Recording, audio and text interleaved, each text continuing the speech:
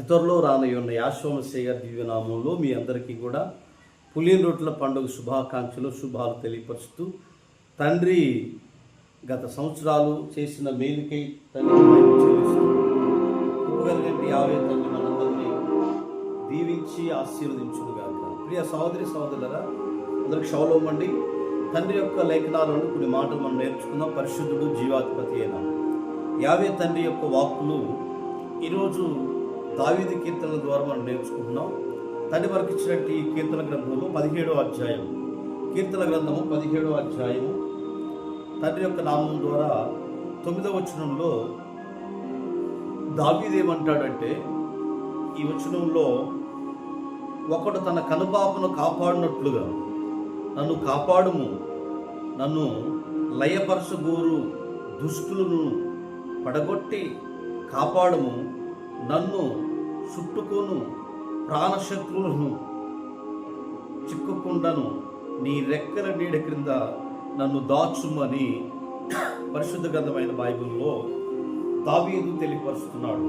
ఎలా కాపాడుతాడు అంటే, అయ్యా ఇదిగో నా ప్రాణశత్రువులు ప్రాణాన్ని తీయడానికి వస్తున్నట్టు హాని చేయడానికి వస్తున్న ప్రతి శత్రువుల నుండి అయ్యా ఒకడు తన కనురెప్పను కాపాడుకున్నట్లుగా నన్ను కాపాడుము అని ఈ వాక్కు తెలియపరుస్తూ ఉంది.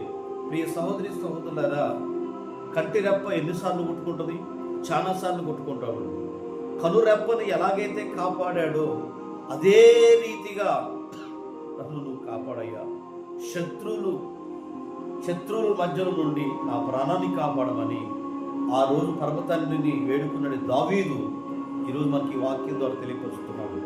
అలాగనే జకర్యా గ్రంథము 2వ అధ్యాయం 8వ వచనంలో సైన్యములకు అధిపతియగు యావే సెలవిచ్చినది ఏమనగా, మిమ్మును ముట్టువాడు తన కనుగుడ్ను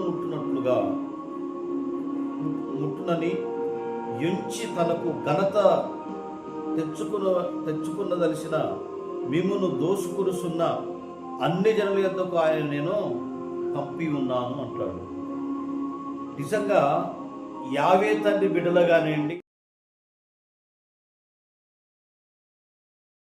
సృష్టికర్తగానేండి, ఆయన పిల్లలు ఎవరైతే ఆయన ఆరాధిస్తున్నారో ఆయన బిడ్డలు ఎవరన్నా ఒక మాట అంటే వారిని సృష్టికర్త ఊరుకోరాడు. ఎందుకంటే తన కనుగుడ్డు ముట్టినట్లని ఈ లేఖనం ద్వారా తెలియపరచబడుతుంది.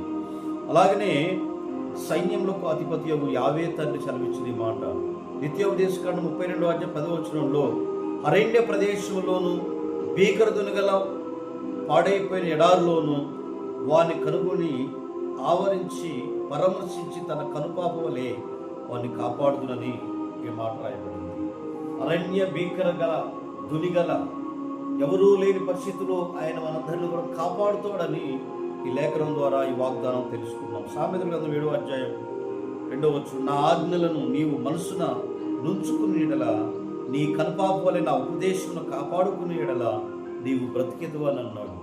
మన కనుపాప వలె ఆయన వాక్యాన్ని ఆయన ఆజ్ఞలు మన హృదయంలో దాచుకుంటే మనకు మేలు జరిగిద్దని వాక్యం తెలియపరచబడుతుంది. కీర్తన గ్రంథం 13వ అధ్యాయం 4వ వచనంలో, వాడిని గెలిచి తిని నా శత్రువులు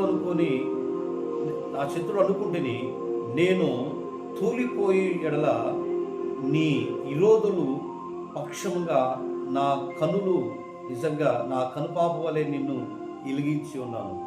ఎలుగు వలె మనల్ని ఎలిగించి ఉన్నాడట.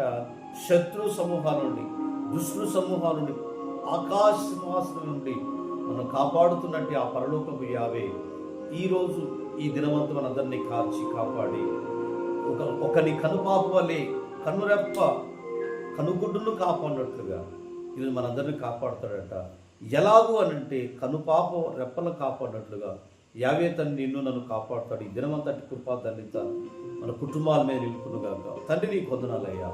ఈ దినం తండ్రి ఎందరైతే ఈ వాక్యాన్ని విన్నారో వారిని వారి పిల్లల కుటుంబాన్ని దీవించి సర్వశక్తిమంతుల నీ నామమును బట్టి తండ్రి బిడ్డలను ఆశీర్వదించి దీవించమని సేవారి దివ్య నామం అడుగుతున్నాం తండ్రి.